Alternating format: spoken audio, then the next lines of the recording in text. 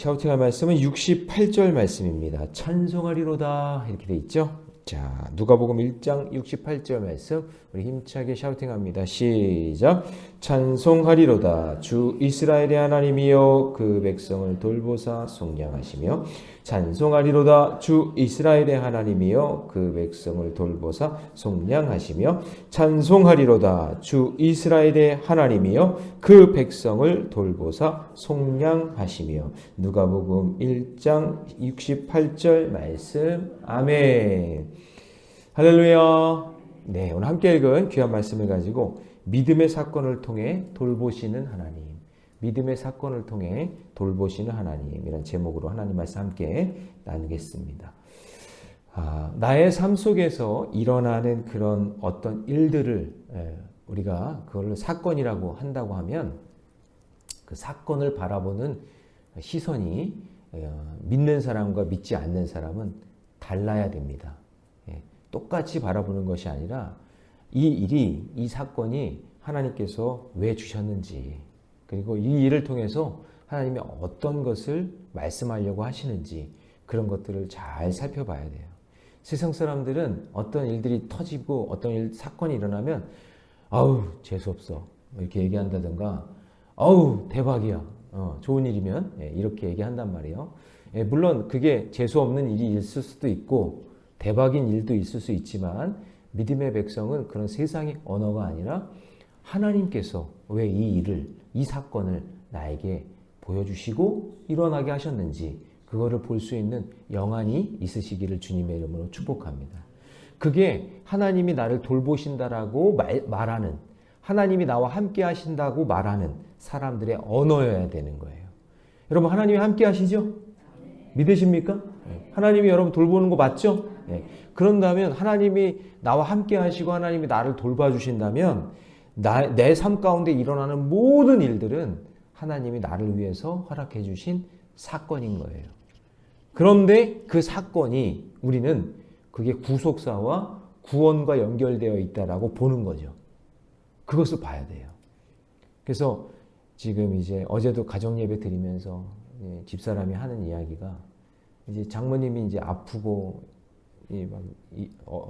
병원에 계시니까 이제 남동생이 와가지고 집사람이랑 이제 긴 시간 이야기를 할 수 있는 시간이 되는 거예요. 그러면서 이제 불신 결혼을 했거든요. 그 불신 결혼을 하면은 너무 힘든 거예요. 사실은 이제 믿음이 있었는데 그 믿지 않는 여자랑 결혼하니까 그게 대화가 안 되는 거예요. 신앙도 다 망가지고 주일도 지키지도 못하고 그러니까 세상적인 것만 하게 되는 거예요. 처남의 덱이 엄청 강하거든요. 그러니까 그쪽으로만 이제 계속 살아가는 거예요. 그러면서 이제 신앙을 잃어버리고 이제 만나면서 얘기하면서 하나님께서 왜 이런 일들을 통해서 이렇게 대화하게 하고 만나게 하시는지 이거를 보게 되는 거예요. 여러분 불신 결혼하면 진짜 힘듭니다. 진짜 힘들어요. 지금 그때 결혼할 때 당신은 너무 좋을 것 같고 행복할 것 같고 막 그런데 여러분 인생이 그렇게 영원한 행복 없잖아요. 주님 만나는 거 말고는 없잖아요. 그러니까 그때 잠깐은 행복해요. 잠깐은. 근데 그거 지나고 나면은 다 소용이 없어요. 믿음만 남는 거거든요. 그러니까 제가 경험하고 있는 거예요. 우리 가족이 경험하고 있는 거니까 여러분에게 말씀드릴 수 있잖아요. 대화가 안 돼요. 신앙적인 대화가. 이런 일들을 보아요. 그러면서 장모님이 이제 아프시니까 이제 모여서 얘기도 하고 이런 이야기도 하면서 하나님이 그 마음을 만져달라고. 하나님 그 신앙의 길로 다시 회복하게 해달라고 그런 기도가 되는 거죠. 그러니까 여러분 우리 안에 일어나는 모든 사건은 하나님이 우리를 돌보시고 구속사와 구원을 위한 사건이다. 이렇게 결정을 내리세요. 결론을 맺으세요. 그러니까 오늘 하루 일어나는 모든 일들은 다 하나님이 나를 구원하시려고 구속사의 일을 이루시려고 나에게 이루시고 나에게 보여주시는 사건이다. 이렇게 보는 믿음의 영안이 열리기를 주님의 이름으로 축원합니다.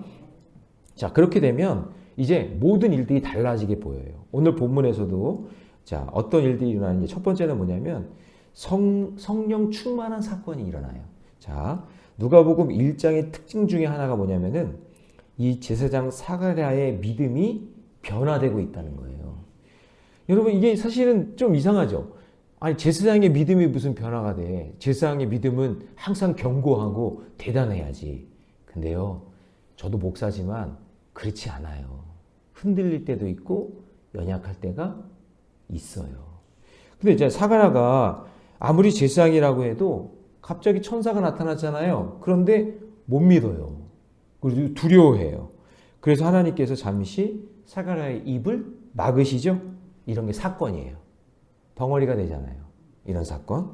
자, 하나님께서 가끔 어떤 사건을 통해서 내 입을 막으실 때가 있어요. 이게 뭐야? 어이가 없네? 할 말이 없네? 이런 사건이 일어난단 말이에요. 수치스러운 상황이 돼요.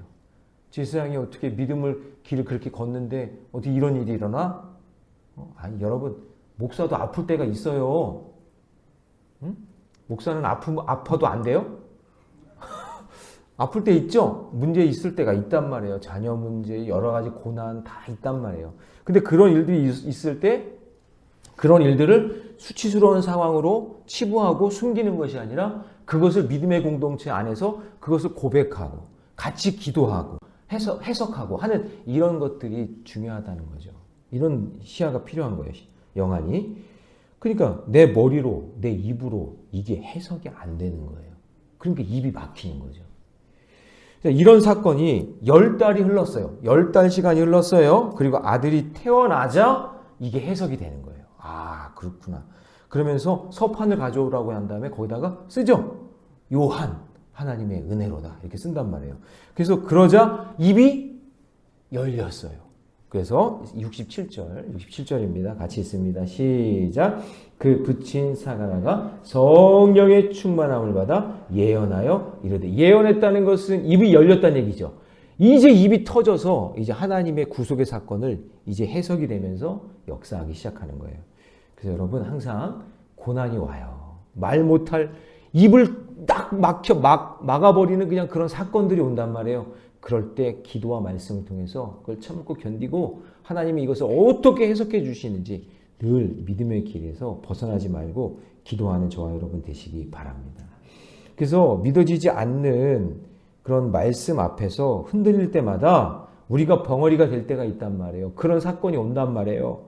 그러나 우리는 그 하나님이 말씀하신 것을 반드시 이루시는 분임을 믿고 끝까지 믿음을 가지고 살면 하나님께서 언젠가 성령 충만한 역사를 우리에게 보여주실 줄 믿습니다. 나의 믿음 없음을 정확히 인정하고 여러분 회개하면서 말씀을 꼭 붙드세요. 해석이 안 될 때도 꼭 말씀을 붙드세요. 아 이런 일들이 왜 일어났지? 답답하고 힘드네. 말문이 막히네. 도대체 이게 뭐지? 하는 그런 상황 속에서도 말씀 꼭 붙잡고 기도하면 시간이 쭉 지나다 보면 하나님께서 이것 때문에 나에게 이렇게 말씀을 주셨고 사건을 주셨구나. 이런 일들을 통해서 여러분들을 통한 하나님의 놀라운 일들을 보여주실 줄 믿습니다. 자, 적용 질문 드립니다. 지금 나는 무엇에 충만해 있습니까? 성령이 충만합니까? 말씀이 충만합니까? 아니면 짜증이 충만합니까? 그냥 세상 일로 충만합니까? 하나님 말씀에 충만한 저와 여러분이 되시고 내가 성령 충만하기를 얼마나 사모합니까? 그러니까 우리가 어떤 사건이 터지면 그것 때문에 하나님 찾는 것도 어렵거든요. 그래도 사가랴는 하나님을 붙잡고 하나님 이 문제를 제가 씨름합니다. 제가 지금 말을 못하지만 너무 수치스럽지만 하나님 이 문제를 해결해 주세요 하고 매달리니까 나중에 해결하게 해주시는 거예요.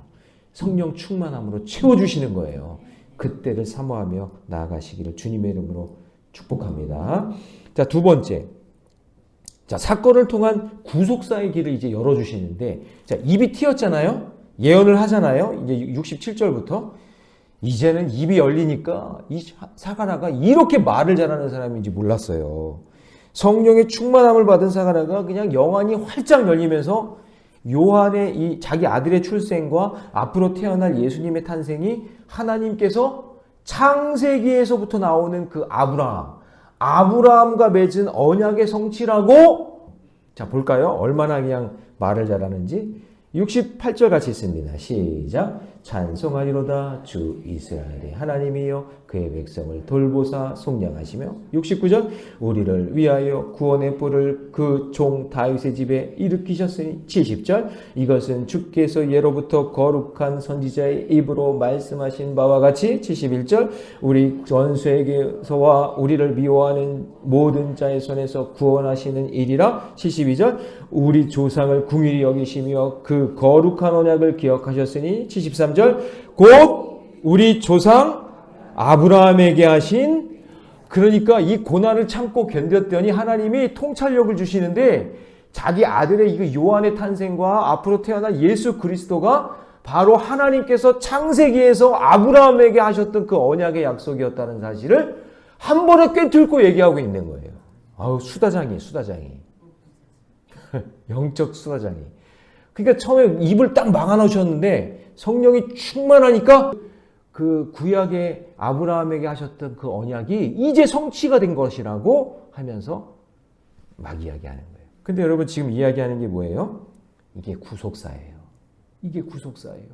아, 천사가 나에게 나타난 것과 내가 말 벙어리가 된 것과 나에게 아들을 주신 것과 하는 이 모든 사건이 하나님의 구속사를 이루기 위한 사건이었구나 라는 것을 깨달은 거죠. 할렐루야. 예. 그래요. 그러면서 또 쉬지 않아요. 계속 말해요. 하나님이 다윗의 혈통을 통해서 자기 아들을 또 보내셨고 그분을 통해서 죄사함을 받아 구원받고 평안의 길로 인도하실 거다. 예. 77절로 가볼까요? 같이 있습니다. 시작. 주의 백성에게 그 죄사함으로 말미암아 구원을 자 여러분 구속사 맞죠? 구원을 알게 하시니 79절로 갑니다. 시작. 어둠과 죽음의 그늘에 앉은 자에게 비치고 우리 발을 평강의 길로 인도하시리로다 하니라. 누가? 예수 그리스도가. 그 일을 예비하는 사람은 누구? 자기 아들 요한. 이거를 보게 되는 거예요. 그래서 여러분 이 사가랴가 말문이 튀니까 그냥 막 영적인 언어를 막 하면서 구속사의 일들을 이야기하고 있다라는 거죠. 자 그러면서 사가랴가 자기 아들 요한이 선지자가 되어서 지극히 높으신 이의 길을 준비할 거라고 예언까지 해요.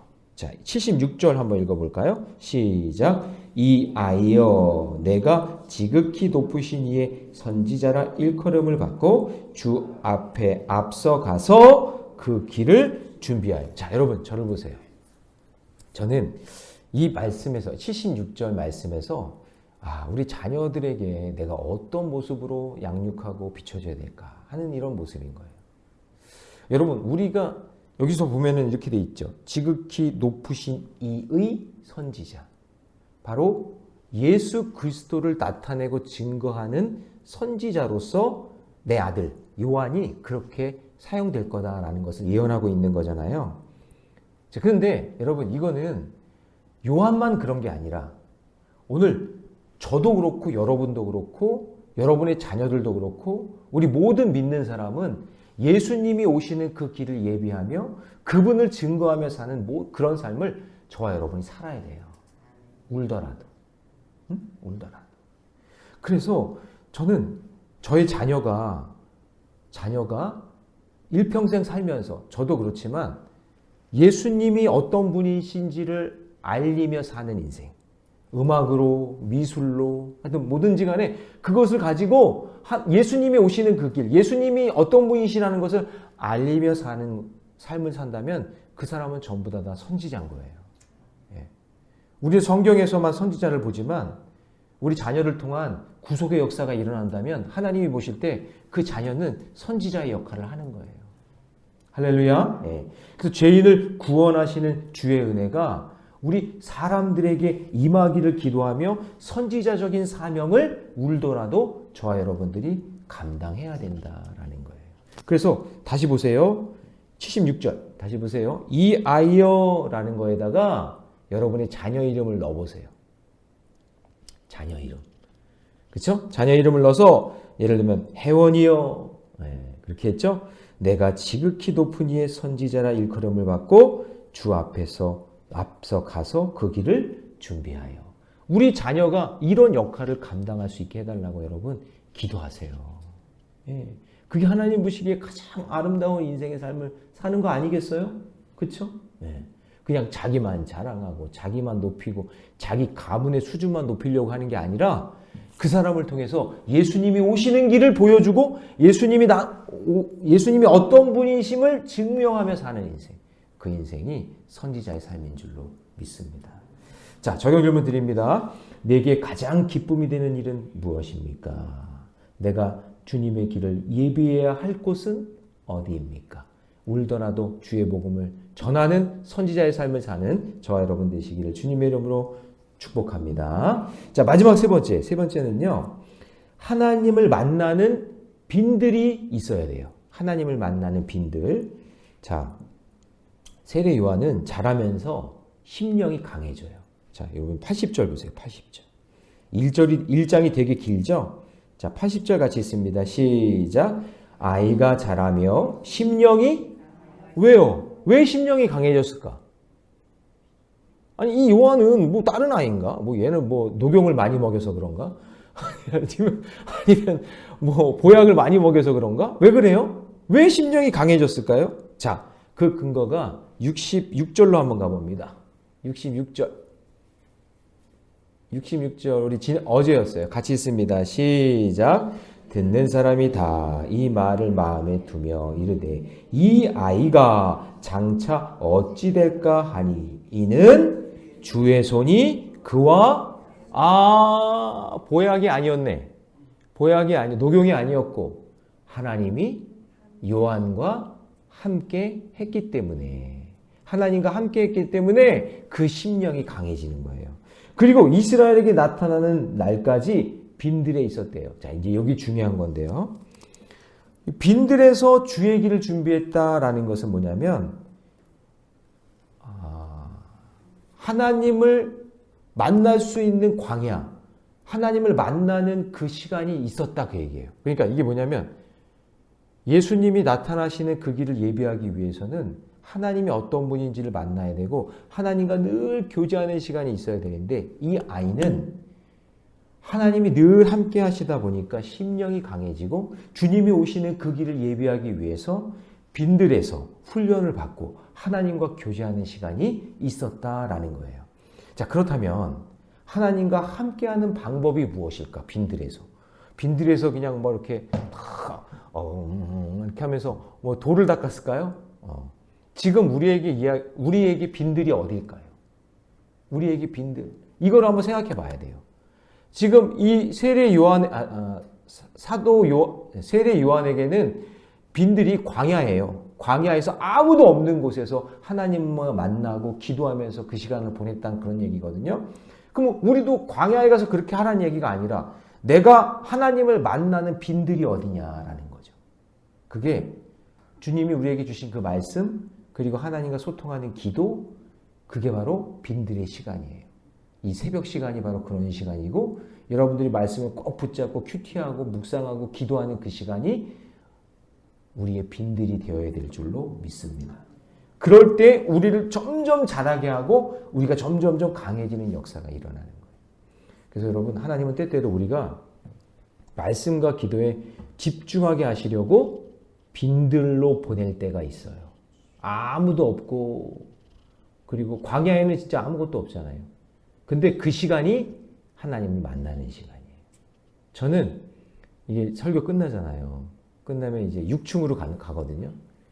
그 다음 설교를 준비하러 올라가요. 거기가 빈들이에요. 예. 저한테 그게 빈들이에요.